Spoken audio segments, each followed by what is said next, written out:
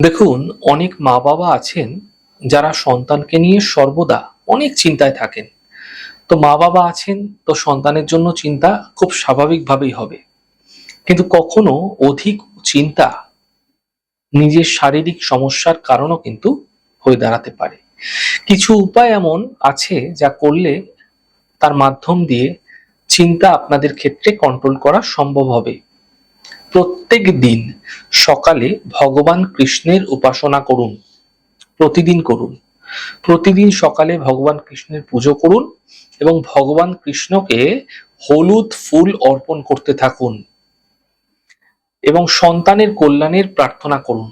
এই প্রক্রিয়া প্রতিদিন একটি নির্দিষ্ট সময় করে চলুন এবং বৃহস্পতিবার দিন সকালবেলা স্নানাদি সম্পন্ন করে বিষ্ণু সহস্র নামের পাঠ অবশ্য করুন।